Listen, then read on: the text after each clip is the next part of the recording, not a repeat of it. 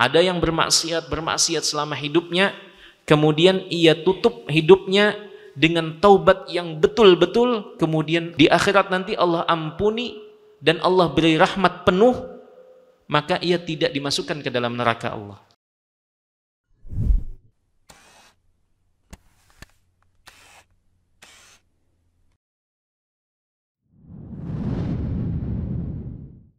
Assalamualaikum warahmatullahi wabarakatuh. Alhamdulillahilladzi arsala rasulahu bil huda wa dinil haqq liyudhhirahu 'alad dini kullihi wa kafa bihi shahida.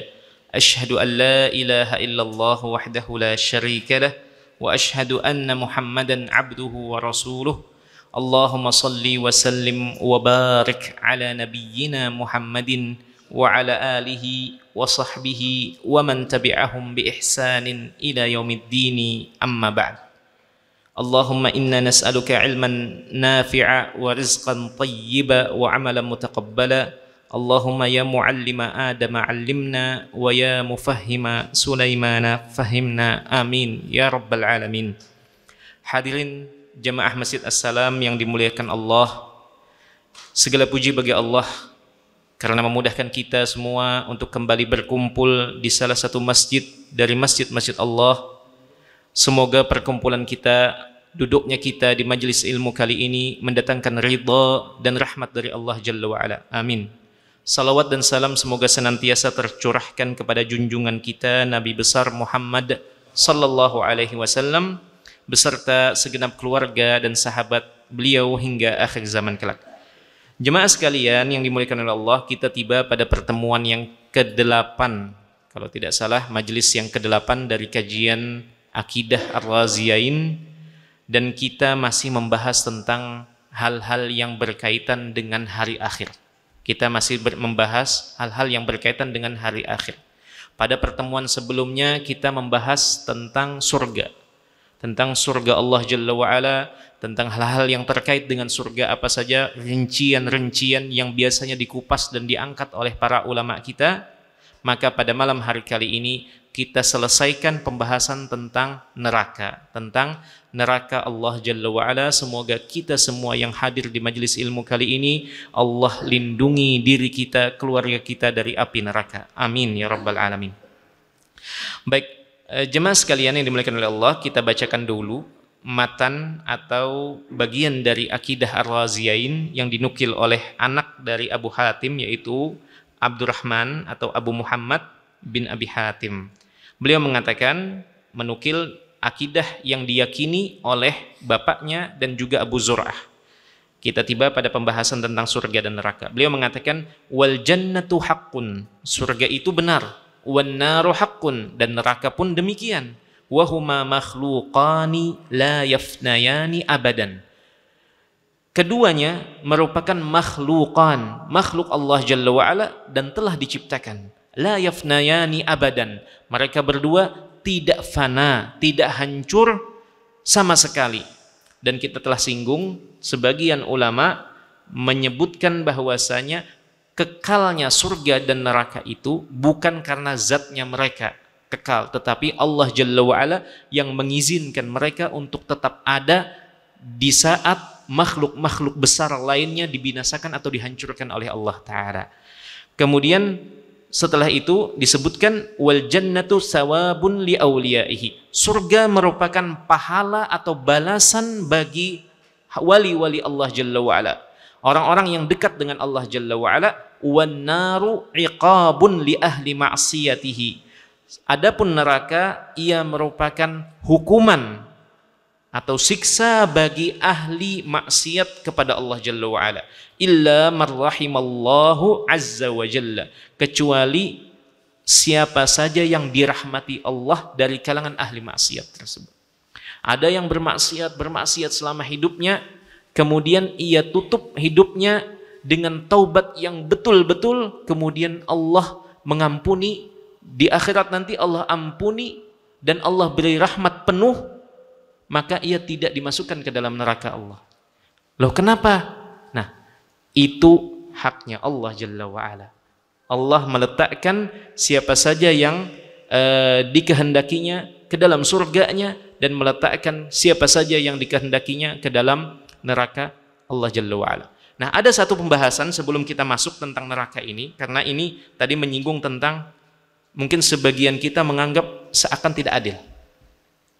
Ada orang beribadah terus sepanjang hidupnya, kemudian di akhir justru malah melakukan hal yang mendatangkan murka Allah. Ada sebaliknya, ahlu maksiat, tetapi di akhir hidupnya ia mendapatkan rahmat dari Allah Jalla wa'ala. Nah, ada satu pembahasan yang sangat menarik yang kami temukan, di mana terkait masalah hidayah. Kita tahu hidayah itu jemaah sekalian ada dua. Secara umum, hidayah itu ada dua. Ada hidayatul irsyad, hidayah yang berupa petunjuk.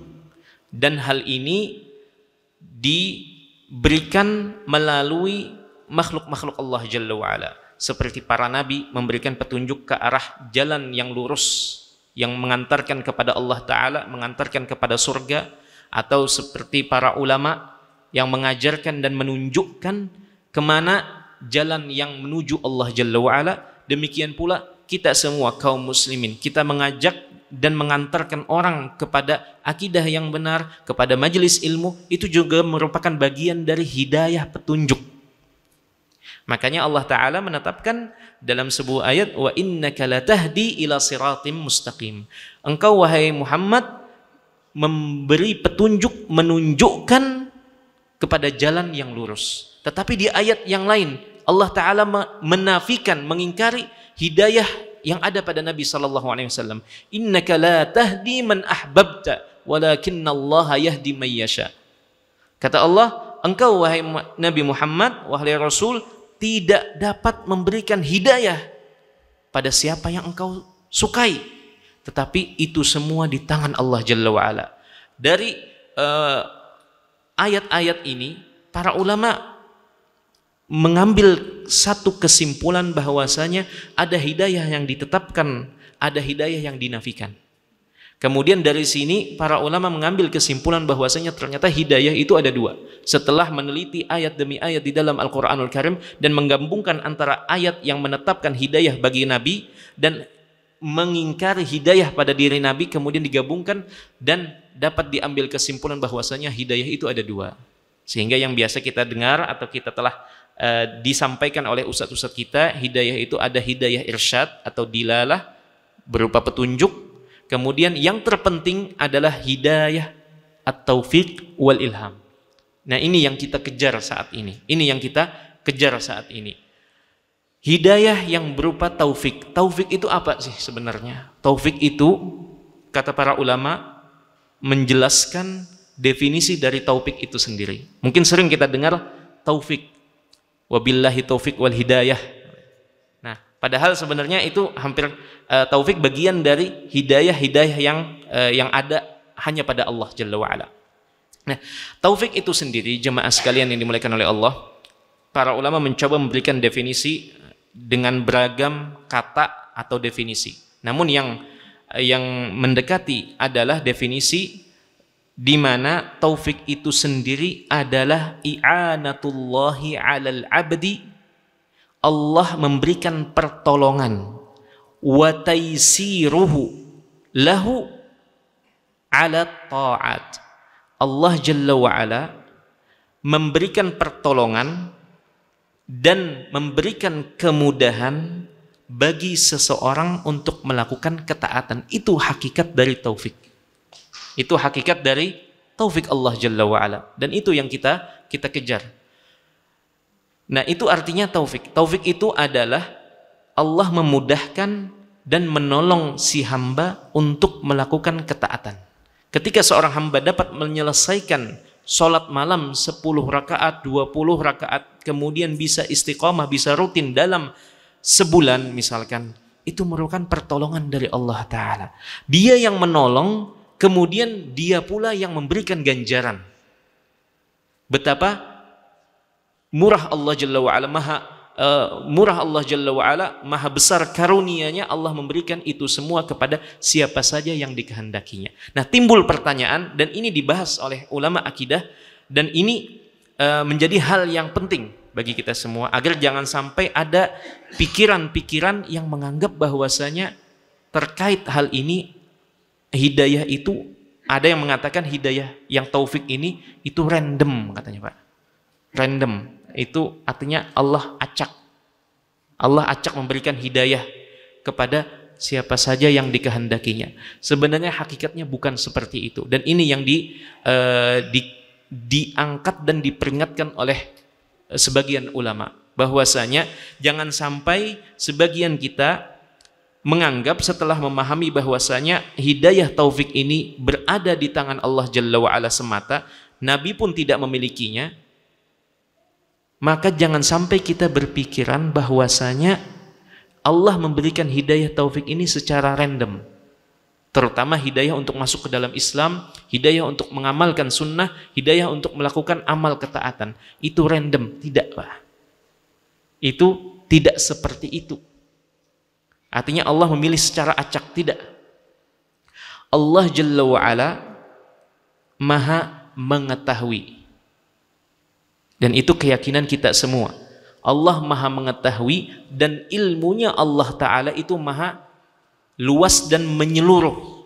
Menyeluruh dalam arti Allah Jalla wa'ala mengetahui apa yang terjadi atau telah terjadi, dan apa yang sedang terjadi, dan apa yang nanti terjadi, dan apa yang belum terjadi, kalau terjadi itu bagaimana. Artinya ilmu Allah Ta'ala itu multidimensi, baik yang telah berlalu maupun yang sekarang maupun yang berikutnya. Kemudian di antara bentuk ilmu Allah yang luas itu, jemaah sekalian yang dimuliakan oleh Allah, Allah tahu bagaimana hambanya ini akan menerima hidayah taufik dari Allah Ta'ala. Allah memilih karena Allah itu berdasarkan ilmu Allah yang maha luas tadi. Kemudian ilmunya ini dibarengi dengan hikmahnya yang sangat dalam, yang tidak mampu kita tangkap. Maka jangan heran ketika ada tokoh-tokoh Quraisy yang mereka justru memimpin pasukan untuk membunuhi kaum muslimin, sampai-sampai Nabi pun sampai dongkol luar biasa kepada tokoh-tokoh itu. Nabi mendoakan mereka tidak akan mendapatkan kebahagiaan sekalipun. Turun ayat itu, innaka la tahdi man ahbabta. Wahai Nabi, jangan mendahului keputusan Allah. Engkau tidak memiliki hidayah kepada siapa yang engkau senangi, tetapi Allah yang memutuskan siapa yang mendapatkan hidayah taufik itu. Maka sebagian tokoh-tokoh itu akhirnya masuk ke dalam Islam. Bahkan tokoh-tokoh yang dulunya menjadi motor penggerak untuk memerangi kaum muslimin, itu mereka menjadi yang terdepan. Seperti Abu Sufyan, itu salah satu tokoh terkenal, tokoh besar di kalangan kufar Quraisy pada waktu itu. Di suku Quraisy merupakan orang terpandang, dan dia merupakan ahli siasat dan bisa menggerakkan massa yang besar. Demikian pula Khalid bin Walid dan seterusnya. Ada beberapa disebutkan terkait nama-nama di perang Uhud ketika Nabi SAW betul-betul merasakan terpukul ketika melihat sebagian sahabatnya meninggal dunia di tangan kaumnya sendiri, di kalangan kaum Quraisy. Jadi hal yang perlu dipahami di sini bahwasanya Allah Ta'ala meletakkan hidayah taufik ini bukan acak, tetapi Allah Ta'ala meletakkan hidayah taufik kepada siapa yang dikehendakinya, dan orang yang dikehendakinya ini berdasarkan ilmu yang Allah miliki dan hikmah yang Allah letakkan di situ. Jadi bukan seperti kita acak meletakkan hal itu, tidak, tetapi Allah meletakkan, dan Allah tahu bagaimana hamba ini kalau dikasih hidayah, apakah ia akan menerimanya dengan baik, menjaganya dengan baik ataukah tidak. Makanya hal ini perlu diperhatikan. Baik, jemaah sekalian yang dimuliakan oleh Allah, kita masuk ke pembahasan tentang surga dan neraka. Baik. Neraka, bahasan yang pertama adalah tentang definisi pengertian dari neraka itu sendiri. Neraka merupakan tempat yang Allah siapkan di negeri akhirat bagi hamba-hambanya yang tidak beriman kepadanya selama di dunia. Kemudian nama-nama neraka. Bahasan yang kedua adalah nama-nama neraka. Di sini para ulama menyebutkan ada sekitar 8 nama lain dari neraka yang mungkin sebagiannya mungkin terdengar asing di telinga kita. Yang pertama adalah Hawiyah. Yang pertama adalah Hawiyah. Itu nama lain dari neraka. Hal ini berdasarkan firman Allah dalam surat Al-Qari'ah ayat yang ke-9. Fa ummuhu hawiyah. Baik. Nama yang kedua adalah Al-Jahim. Al-Jahim. Dan ini berdasarkan surat Ad-Dukhan ayat 56. Wa waqahum adzabal jahim. Kemudian kita hanya sebutkan secara singkat saja. Kemudian yang ketiga namanya adalah Jahannam. Namanya adalah Jahannam. Dan ini disebutkan di beberapa tempat di dalam Al-Qur'anul Karim, di antaranya surat Ali Imran ayat ke-12. Nama yang keempat jemaah sekalian adalah Hutamah. Hutamah. Wa ma adraka mal hutamah. Ini dalam surat Al-Humazah ayat yang kelima. Nama yang kelima adalah Ladha. Ladha. Ini nama yang kelima. Kalla innaha ladha nazza'atan lisyawa. Ini surat Al-Ma'arij ayat yang ke-15. Baik, yang keenam namanya adalah Saqar. Nama Saqar. Ini diambilkan dari surat Al-Qamar ayat 48. Baik, yang ketujuh jemaah sekalian yang dimuliakan oleh Allah adalah Sa'ir. Neraka Sa'ir. Nama lainnya adalah Sa'ir. Hal ini diambilkan dari surat Fatir ayat yang ke-6. Kemudian yang ke-8 atau nama yang terakhir adalah Sijjin. Namanya Sijjin. Ini diambilkan dari surat Al-Mutaffifin ayat yang ke-7, ke-8 dan ke-9. Kalla inna kitabal fujjari lafi sijjin. Sijjin. Taib. Ini bahasan yang kedua tentang neraka. Definisinya, kemudian nama-namanya ada 8 nama. Kemudian yang ketiga, kalau di sini disebutkan secara panjang lebar tentang dalil-dalil tentang neraka. Dalil-dalil yang menunjukkan bahwasanya neraka itu ada, dan ini banyak sekali di dalam Al-Qur'anul Karim. Terlebih di surat-surat Makkiyah. Surat-surat Makkiyah itu adalah surat-surat yang lebih memfokuskan tema-tema tentang hari kebangkitan, tentang surga dan neraka dan seterusnya. Lebih fokus kepada hal itu untuk mengingatkan orang-orang jahiliyah agar segera meninggalkan kejahiliahan mereka pada masa itu. Baik, di antaranya ada banyak sekali yang sebagiannya telah kita sebutkan tentang nama-nama tadi. Kemudian kita sebutkan di sini hadis saja, dalil dari hadis Nabi Shallallahu Alaihi Wasallam, dan itu banyak sekali. Di antaranya kami ambilkan dari apa yang dikeluarkan oleh Imam Bukhari dan Imam Muslim dari Abu Sa'id Al-Khudri radhiyallahu anhu, dari Nabi Shallallahu Alaihi Wasallam, beliau bersabda, yadkhulu ahlul jannati jannata. Penduduk surga akan masuk ke dalam surga.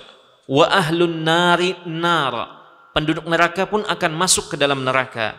Thumma yaqulullahu ta'ala, kemudian Allah akan berkata atau berseru, akhriju minan nari man kana fi qalbihi mithqalu habbatin min khardalin min iman. Segera keluarkan dari neraka itu orang-orang yang memiliki iman seberat biji zarrah, seberat biji zarrah keimanan. Fayakhrujuna minha qadis waddu, kemudian dikeluarkan mereka ini, dan mereka adalah orang-orang muslim, orang-orang beriman, tetapi harus menjalani dulu hukuman di dalam neraka akibat kemaksiatan atau dosa yang mereka lakukan, dan mereka tidak bertaubat kepada Allah selama hidup mereka di dunia.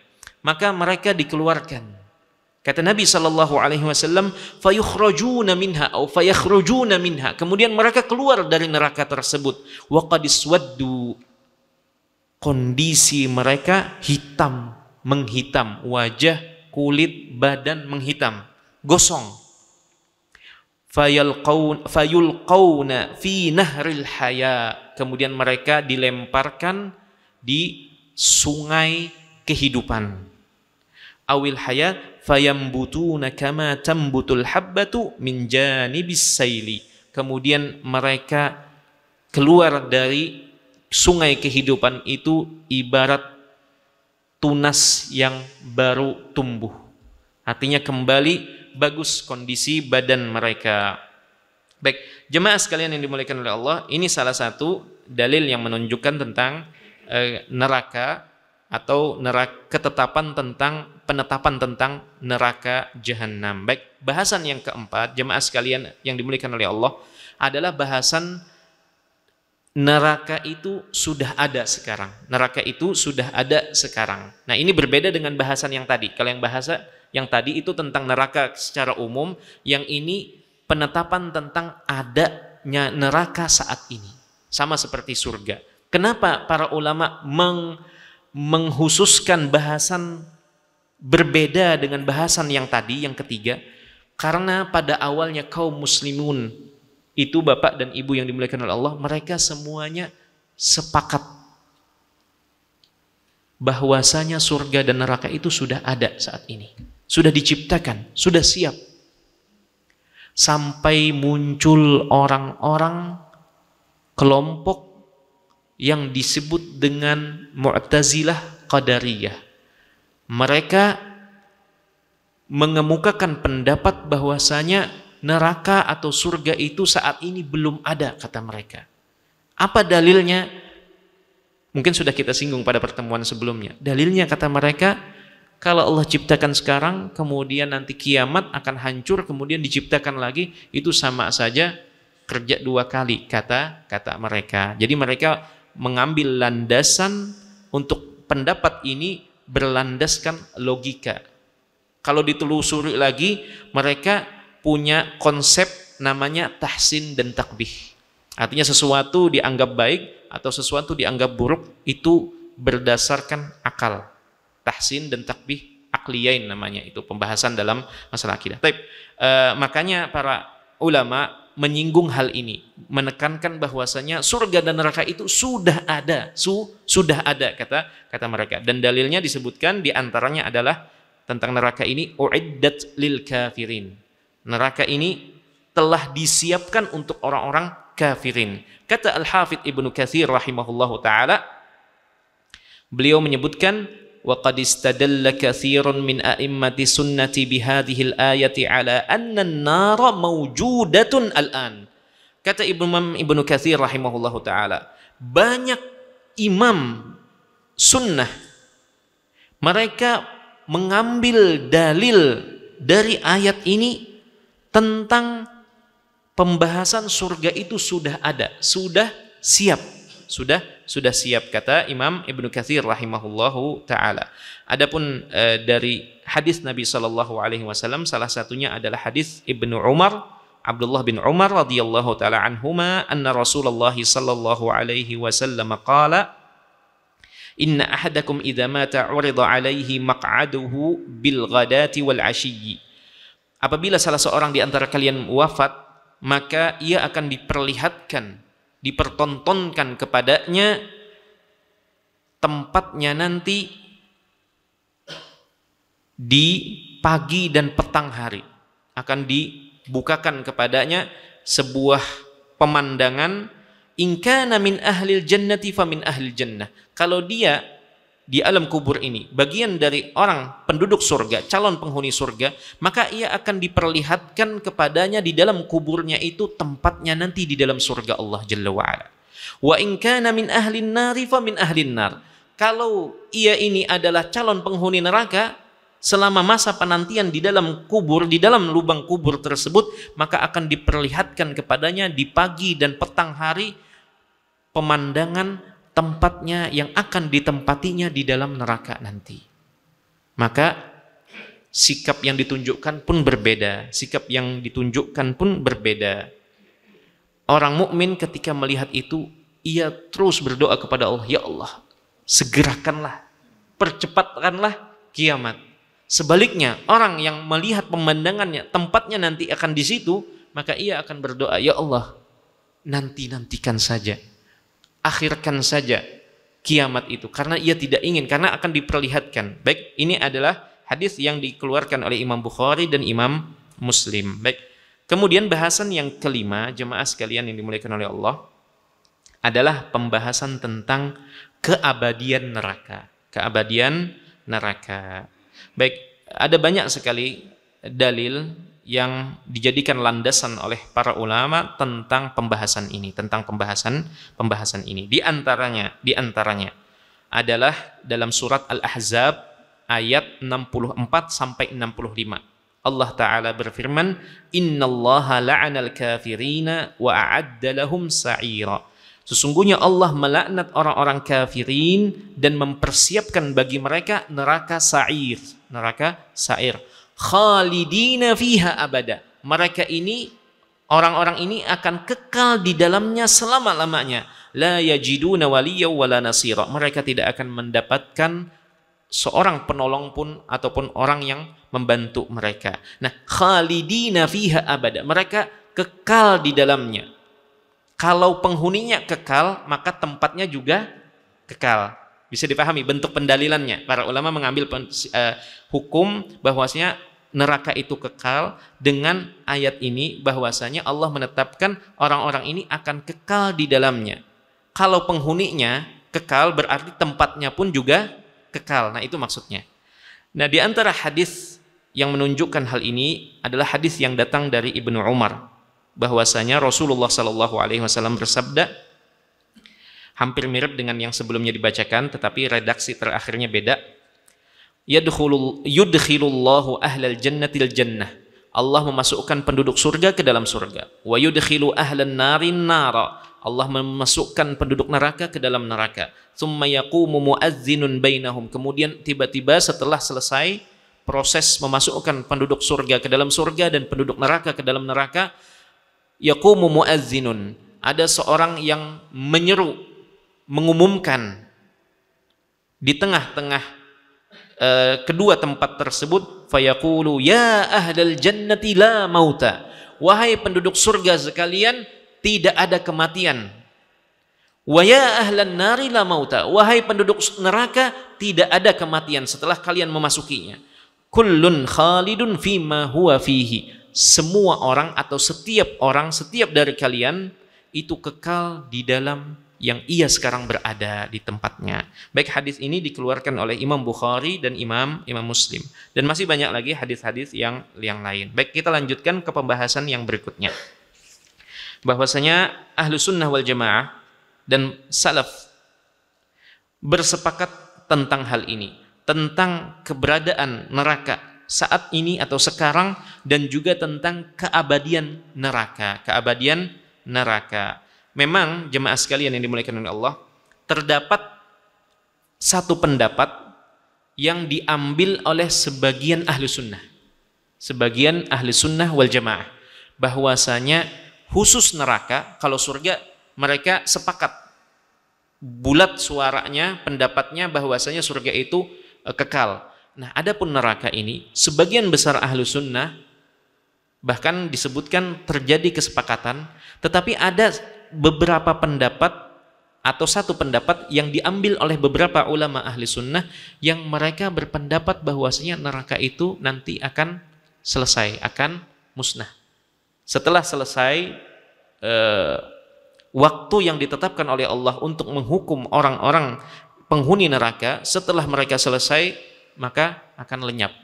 Yang tersisa adalah surga. Makanya kata Ibnu Abil Izz rahimahullahu ta'ala dan Ibnu Qayyim sebelumnya rahimahullahu ta'ala, sehingga tidak bisa dikatakan bahwasanya pendapat yang mengatakan neraka itu akan hilang, akan lenyap setelah semua penduduknya disiksa, ini tidak bisa dikatakan sebagai pendapat yang bid'ah. bisa kita katakan sebagai pendapat yang lemah atau tidak kuat. Karena pendapat yang kuat yang menjadi diambil oleh sebagian besar ulama ahli sunnah adalah pendapat tentang kekekalan neraka sebagaimana surga kekal. Tetapi ada sebagian, makanya di sini tidak bisa kita langsung mengatakan ini ada pendapat yang keliru atau pendapat bisa dikatakan orang yang menyelisihi atau kelompok ahlul bid'ah misalkan. Maka itu tidak bisa, karena sebagian ahli sunnah ulama itu ada yang berpendapat demikian, ada yang berpendapat demikian. Makanya para ulama mengingatkan bahwasanya bisa kita katakan bahwasanya ini adalah pendapat yang lemah, pendapat yang marjuh, tetapi tidak bisa dimasukkan ke dalam pendapat yang bid'ah, yang menyelisihi secara total pendapat ahli sunnah wal jamaah. Baik jemaah sekalian yang dimuliakan oleh Allah, kemudian ini pembahasan yang kelima ya. Keenam, tentang sifat neraka. Penjelasan detail tentang sifat neraka. Yang pertama, jemaah sekalian yang dimuliakan oleh Allah, di sini diangkat tempat neraka, lokasi neraka. Dan itu disebutkan berdasarkan firman Allah Ta'ala dalam surat Al-Mutaffifin ayat yang ke-7, kalla inna kitabal fujjari lafi sijjin. Kemudian berdasarkan hadis Barra bin Azib radhiyallahu ta'ala anhu, di mana di situ Nabi SAW menyebutkan firman Allah, fayaqulullahu azza wa jalla uktubu kitabahu fi sijjinin fil ardi sufla fatutrah ruhuhu tarhan. Allah memerintahkan uktubu, tulislah catatan hamba ini di dalam sijjin, di dalam neraka sijjin, fil ardi sufla, di bumi terendah, di bumi terendah. Fatutrahu ruhuhu tarhan, kemudian rohnya dilemparkan ke dalam tersebut, tarhan, dalam sekali lemparan. Ini dikeluarkan derajat hadis ini sebentar.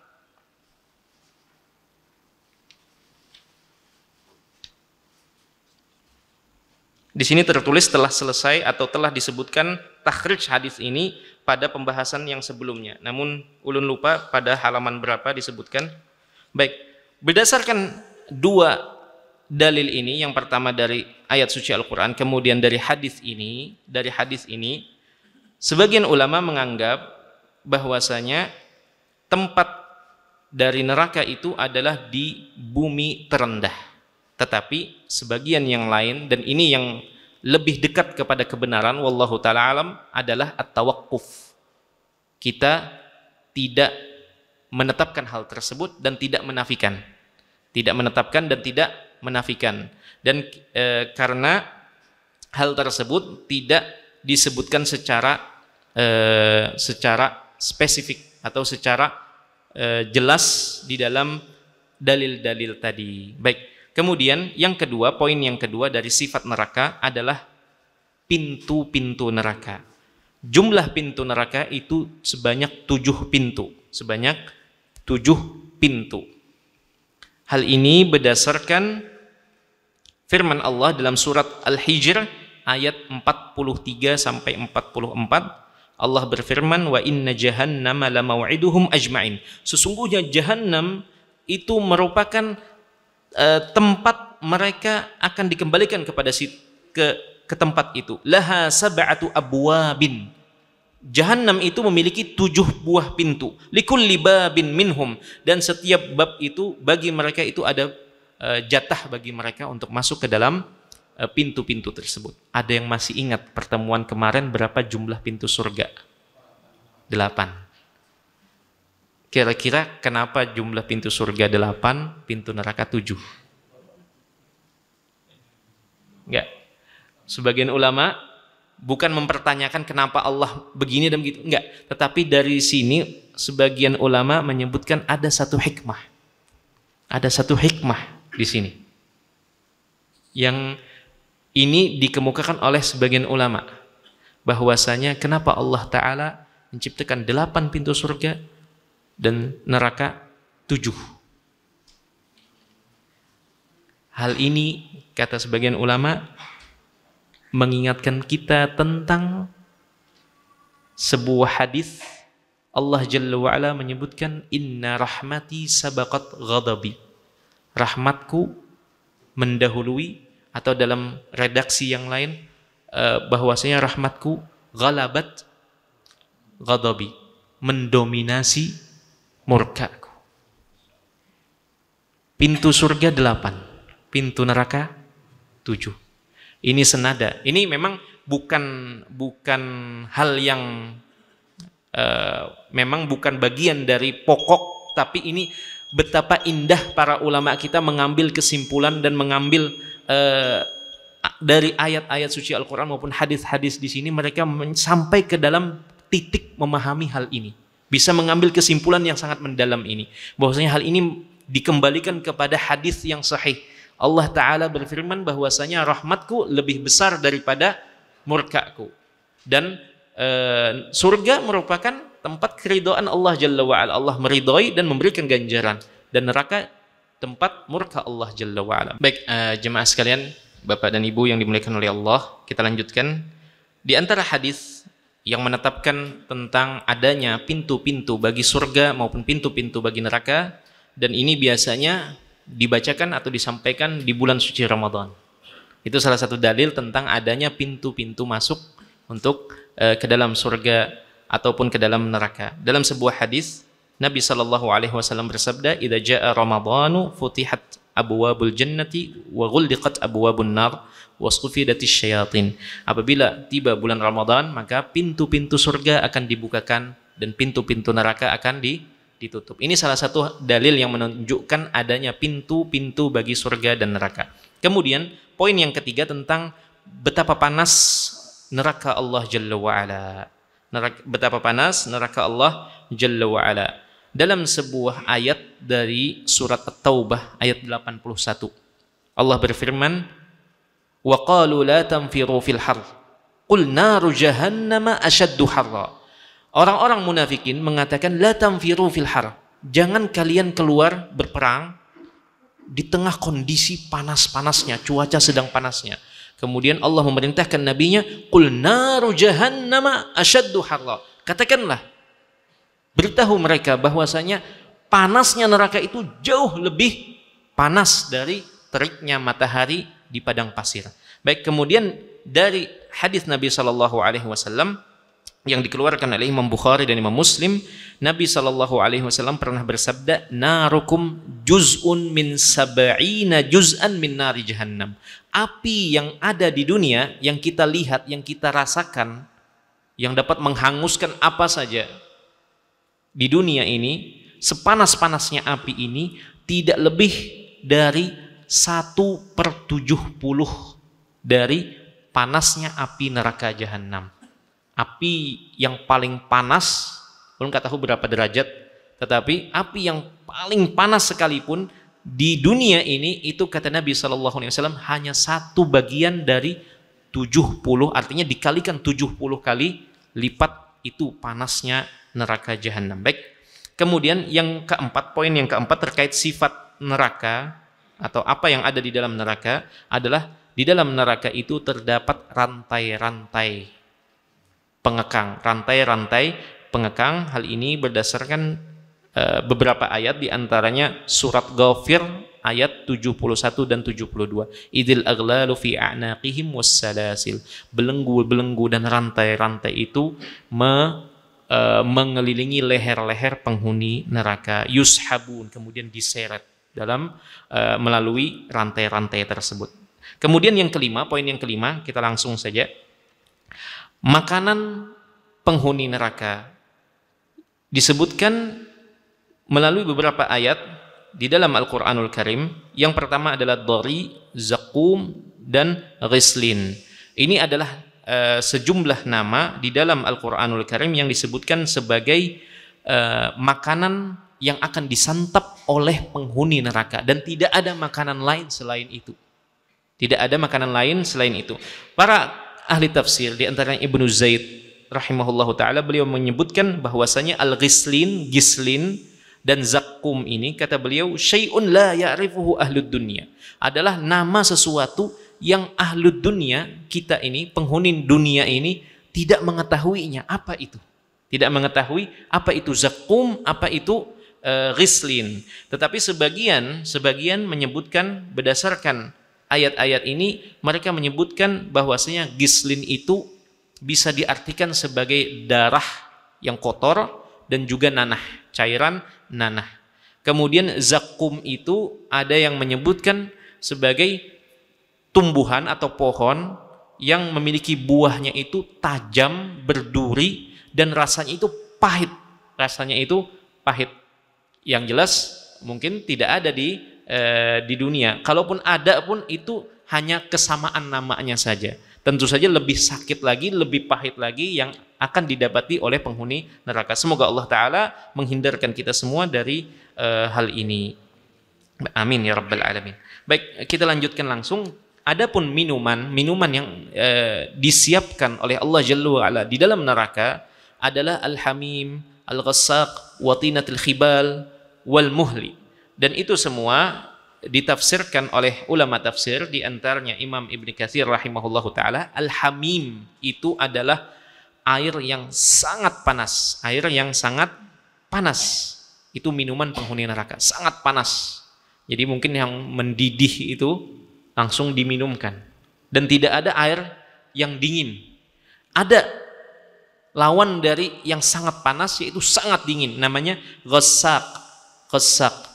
Dan ini kata Ibnu Katsir rahimahullahu taala, itu adalah lawan dari hamim.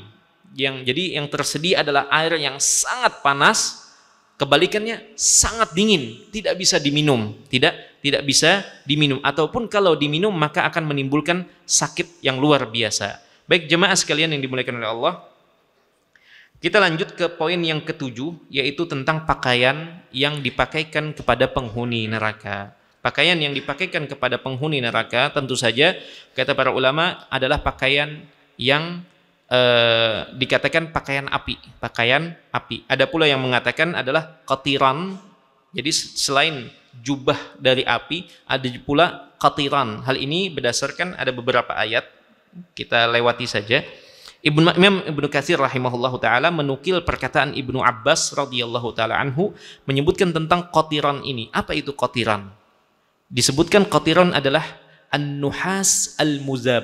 Jadi tembaga kuningan itu yang dilelehkan kemudian dibentuk jadi sesuai dengan badan.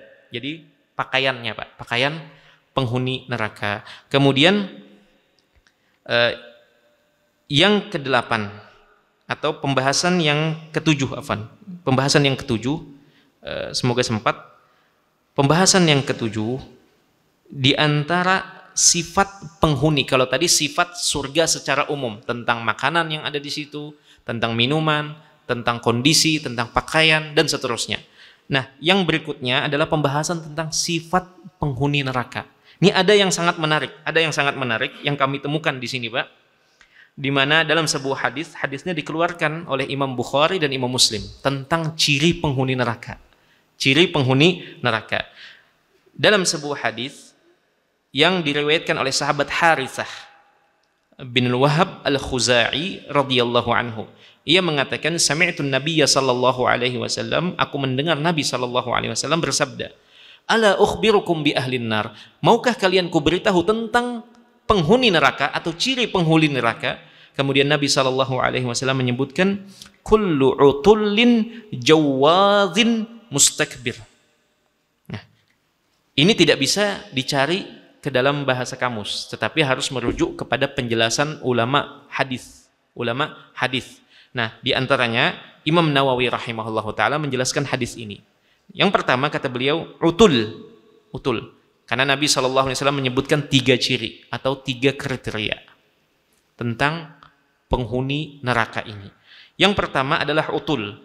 Utul ini disebutkan oleh Imam Nawawi adalah orang yang kasar, yang berlebihan kalau membalas ketika sedang berselisih, bertikai, maka ia betul-betul kelewat batas dan membalasnya itu luar biasa. Itu yang pertama. Kata Imam Nawawi, waqila al-jafi al-fadh al-ghalid. yaitu orang yang omongannya itu kasar. Omongannya itu kasar dan tajam. Kalau orang Jawa itu nyelekit gitu. Artinya benar-benar menusuk kalau ngomong. Maksudnya tidak peduli perasaan orang. Nah, ini kata Imam Nawawi bisa juga maknanya ini. Artinya itu menjadi pelajaran kita. Jangan sampai kita menjadi orang yang tidak mau tahu ngomong bikin orang sakit hati, bikin kasar, omongannya kasar, ataupun maknanya yang tadi yang pertama, yaitu orang kalau bertikai sama dia, berselisih, maka sumpah serapah, kasar, dan seterusnya. Itu namanya utul. Kemudian kata Imam Nawawi, yang kedua, kriteria yang kedua adalah jawaz. Jawaz ini adalah al-jamu' al-manu', yaitu orang yang suka sekali mengumpulkan harta. Al-jamu', di samping ia mengumpulkan harta, sudah banyak nih, pelit lagi untuk mengeluarkan untuk sedekah atau untuk jalan kebaikan. Jadi semangat mengumpulkan harta, kalau dibarengi dengan untuk mengeluarkannya untuk jalan kebaikan tidak masalah. Tetapi kata Imam Nawawi, al-jamu' al-manu', sudah semangat mengumpulkan, pelit pula untuk mengeluarkan. Baik, kata Imam Nawawi rahimahullahu taala, atau diartikan pula katsirul lahmi al-mukhtal fi mishyatihi. Ini mohon maaf. Baik, ini makna yang lain kata Imam Nawawi rahimahullah taala. Waqila, kata beliau, katsirul lahm, orang yang banyak daging. Tetapi bukan tercela, maksudnya kalau jalan itu sombong. Jalannya sombong, Pak. Jadi sudah banyak daging, sombong lagi. Nah, itu kata Imam Nawawi jawad, atau bisa makna yang kedua. Bisa makna yang kedua. Baik. Wakila, dan ini yang ketiga. Dan mohon maaf sekali. Baik, kata Imam Nawawi al-qasir al-batin, yaitu pendek, perutnya buncit. Tapi bukan fisik antum ya. Ini kata Imam Nawawi rahimahullahu taala. Kata beliau tentang makna-makna kemungkinan dari hadis Nabi SAW. Adapun yang terakhir, kriteria yang terakhir adalah ammal mutakabbir awal mustakbir, orang yang sombong adalah yaitu orang yang memiliki kesombongan, dan itu adalah tergambar pada dua hal dari sikapnya. Yang pertama adalah batarul haq, ia menolak kebenaran, maka itu terhitung ia sombong. Kemudian yang kedua adalah ghamtun nas, merendahkan orang lain, itu juga sudah terhitung sebagai kesombongan. Baik, jemaah sekalian yang dimuliakan oleh Allah, sisa berapa? 2 menit lagi.